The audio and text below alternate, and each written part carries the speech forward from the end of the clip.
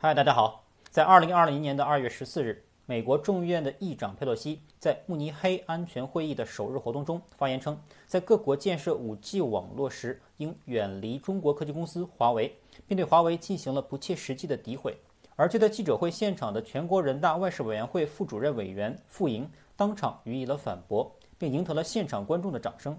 紧接着2月17日，美国政府已将修改对华为出口产品的美国产部件含量的限制从之前的25%降为10%，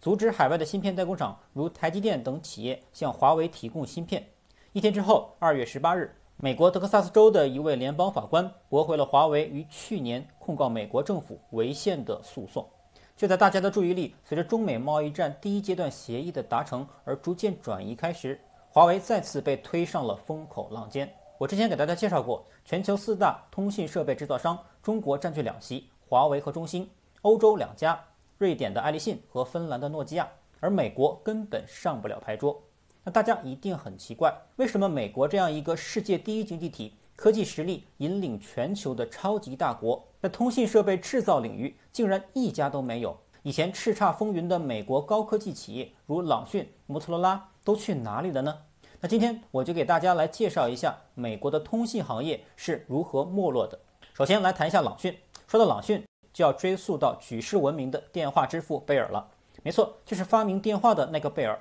为什么发明2个字要打引号呢？因为实际上真正发明电话的第一人并不是贝尔，而是一位意大利人安东尼奥·穆奇。只因为他没有及时申请专利，所以电话发明者的头衔就让给了贝尔。同样的事情也发生在了电灯发明者爱迪生的身上，可见专利是多么的重要。好，回过头来再说贝尔。贝尔1847年出生在苏格兰的爱丁堡，而后迁居加拿大和美国。在1876年的时候，29岁的贝尔成功申请了电话的专利，成为电话之父，并于次年1877年创立了贝尔电话公司。而18年之后，1895年，贝尔电话公司决定将全美范围内的长途业务分割出来，成立一家独立的公司，这就是后来大名鼎鼎的 AT&T， 也是现在美国4大运营商之一，中文叫做美国电话电报公司。AT&T 也非常的争气，由于发展过快，成立仅4年就把它的前身贝尔电话公司给合并了，并且在后来还用它前身的名字成立了一个研究部门，这就是大名鼎鼎的贝尔实验室。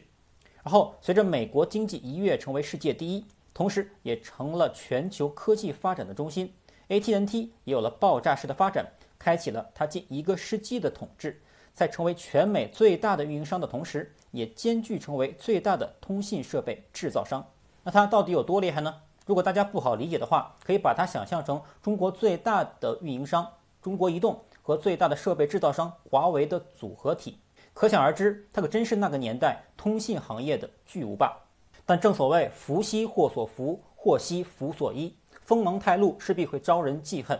你这么牛掰，还让别人怎么混呢？所以其他运营商联起手来，一纸诉状将 AT&T 告到了美国政府。最终在1984年，美国司法部依据反托拉斯法对如日中天的 AT&T 进行了拆分，分拆出了一个专营长途电话业务并继承了母公司名称的新 AT&T 公司和7个本地电话公司，即贝尔7兄弟。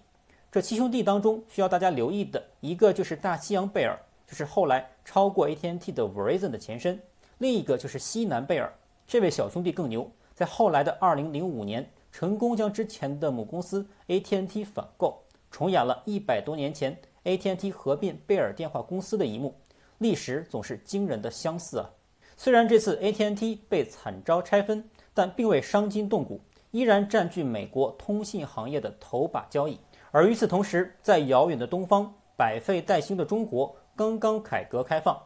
就在 AT&T 被拆分的3年后，在南方的边陲，毗邻香港的深圳，成立了一家为香港某个生产交换机的厂家做销售代理的小公司，它的名字叫做华为。那个时候的中美两国，恐怕谁也想不到，30年后，通信行业的头把交椅将会易主。时间到了1994年，AT&T 的营业额一度达到了700亿美元，超过了另外3家巨头企业的总和：埃克森、美孚和通用电气。更厉害的是 ，AT&T 几乎垄断了全美乃至加拿大的长途和市话业务，这让所有其他美国的竞争者都难以望其项背。而且刚才也说了， AT&T 不仅做运营商，还做通信设备，这让其他的对手恨得牙痒痒。怎么办呢？就是继续拆，但刚拆了又要拆，之前找老板告状的老套路显然不管用了。这一次他们找了一个与众不同的好帮手，就是贪婪的华尔街。华尔街的大老爷们为什么要来帮这个忙呢？除了有利可图之外， AT&T 的竞争对手背后的股东恰恰就是这些大佬。当然了，华尔街自然不会跟政府部门一样对 AT&T 横眉冷对，他们最擅长的就是忽悠。他们给 AT&T 罗列了 N 种拆分的好处，比如你把网络设备部门独立出来，这样其他所有的运营商都可以购买它的设备了。试想一下，如果华为现在隶属于移动，那么联通和电信打死也不会购买华为的设备。就像我之前提到过的，在 5G 时代的苹果，宁可再次被高通撸一次羊毛，也不会购买竞争对手华为的海思芯片是一个道理。其次，华尔街的大佬们拍胸脯信誓旦旦地保证，如果网络部门拆分出来，我可以让它光速 IPO，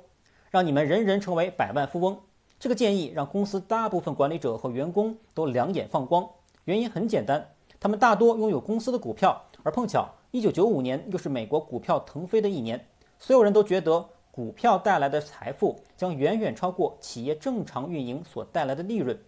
就这样，似乎一切看起来都那么完美。华尔街给 AT&T 开出如此之多的支票，但却绝口不提其他的运营商将会因此得到什么好处。所以 AT&T 在成功被套路之后，于1995年挥刀自宫，进行了最为致命的一次拆分，将原公司的网络部门独立出来，并给新公司取了一个响亮的名字 Lucent， 意思是光鲜亮丽，中文名字就是朗讯。紧接着不到一年，1990年2月，在投资银行的推动下，朗讯成功上市，筹集资金30亿，朗讯的市值则达到了180亿美元。而与此同时，美国国会解除了对美国电信业的管制，允许更多企业进入电话服务的运营竞争中，这就促使基础设备公司朗讯、北电和摩托罗拉为运营商们疯狂建设网络。但对电信设备的消费狂热是不可持续的，公司过度建设，客户过度借贷，就像美国的房地产泡沫一样，信贷最终枯竭，繁荣随即破灭。在1999年12月，朗讯股价超过84美元，市值超过2500亿美金，到达历史最高点后，转过年来，朗讯就首度发布盈利下滑预警，结果股价在一天之内就暴跌了28%。而就在几乎相同的时间，华为还在苦练内功。任正非挥笔写下《华为的冬天》，震撼业界。或者说的直白些，华为还在苦苦挣扎。那时的华为尚不具备与这些如日中天的对手们抗衡的实力。而此后，朗讯的股价接连暴跌，长时间徘徊在1美元以下，更是在2001财年巨亏了47亿美元。而此时距离朗讯被拆分上市仅仅才过去5年。朗讯这时候想起了当年称兄道弟的华尔街大佬们了，想通过反向股票分割计划，以使股价恢复到每股20美元以上。但这一提议被华尔街断然拒绝。你敢动我的小钱钱？不想活了吗？我的钱是我的钱，你的钱还是我的钱。华尔街又一次拿出了拆分、上市、炒高股价、割韭菜、再拆再割的老套路。一个叫做雷曼兄弟的投行跳了出来，给了朗讯3个月的时间，让其迅速把亏损的部门处理掉，否则把你的信用评级定为垃圾级，破产的伺候。这位兄弟，做人是不是要厚道一点呢？否则会有报应的啊！没错，几年之后，雷曼兄弟就在2008年金融海啸面前第一个阵亡了。拆分是把双刃剑，无论 AT&T、易贝、惠普还是朗讯，拆分后都逐渐江河日下，但华尔街却哪管你的死活呢？此后，被割完韭菜的朗讯又经历了贿赂门的调查，在苦苦挣扎了几年后，最终于2006年被法国阿尔卡特公司合并，新公司名为阿朗，并于2015年，阿朗又被诺基亚全资收购。自此，美国的通信设备制造巨头朗讯足。好，说完了朗讯之后，再来看一下另一个巨头摩托罗拉吧。摩托罗拉原名加尔文制造公司，创立于1928年，由创始人之一的保罗·加尔文的名字命名。1969年，人类历史上一个重大事件发生，阿姆斯特朗登月。这是他个人的一小步，却是人类的一大步。整个过程的视频和音频正是通过位于芝加哥的摩托罗拉公司的设备传回地球，成为摩托罗拉的高光时刻。4年后，1973年，摩托罗拉的工程师马丁·库珀发明了第一部手机，载入史册。除了手机终端和网络设备之外，摩托罗拉在半导体行业也颇有斩获，芯片、数字信号处理器等都跻身世界前列。但一个人不可能永远处于巅峰，对于一家公司来说也是如此。进入80年代中后期，摩托罗拉迎来了自己命运当中的一次沉痛打击，就是众所周知的一星计划。摩托罗拉的一位工程师巴里·伯林格的妻子在加勒比海度假时抱怨无法用电话联系客户，于是巴里的脑海里就冒出一个疯狂的想法，是不是可以用很多颗卫星组成一张覆盖全球的通信网，实现全球通话呢？是啊，为什么就不能呢？根据巴里和另外2名同事的设想，采用77颗近地卫星就可以做到这一点。他们还以元素周期表序数为77的1来命名这套系统。小伙子想法很疯狂，后果很严重啊！这个疯狂的一星计划虽然被巴里的主管断然拒绝，但却被当时即将退休的董事长，也是创始人保罗·加尔文的儿子罗伯特看中。但是令罗伯特万万没想到的是，他的这个决定给了他们父子辛苦一辈子打造的通信帝国挖了一个大坑。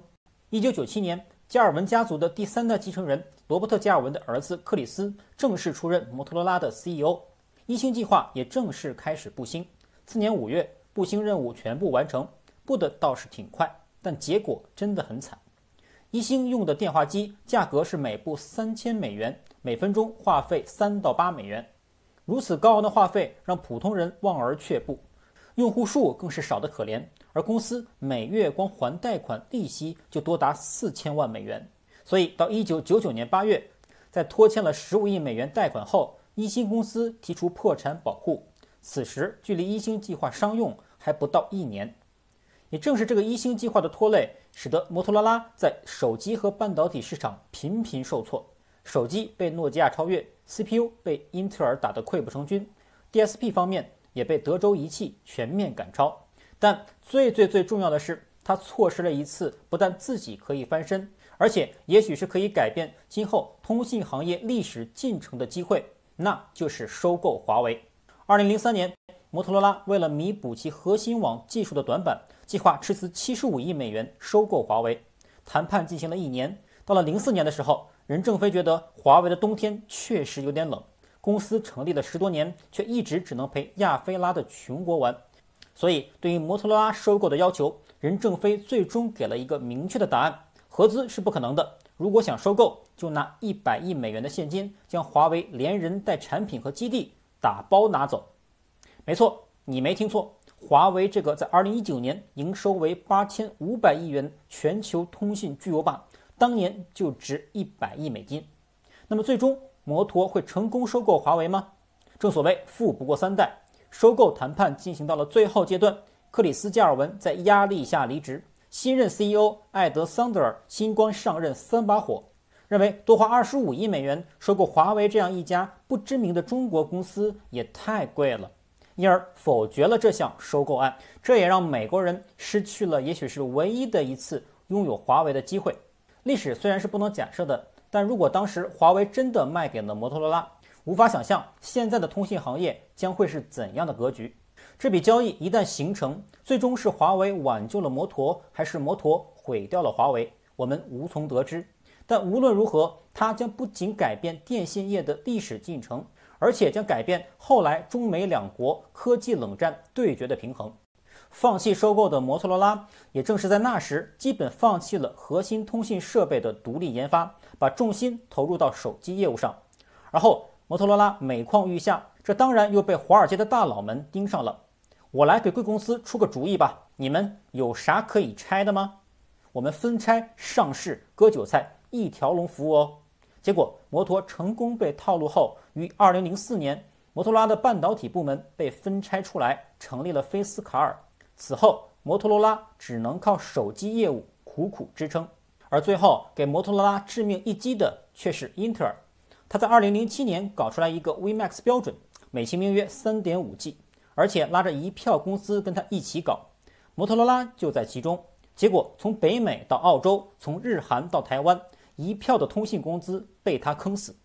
2009年，加拿大的标杆设备制造商北电卒。同年，摩托罗拉无线网络事业部被诺西，也就是诺基亚西门子 NSN 收购。自此，美国又少了一个可以制造基站等通信网络设备的公司。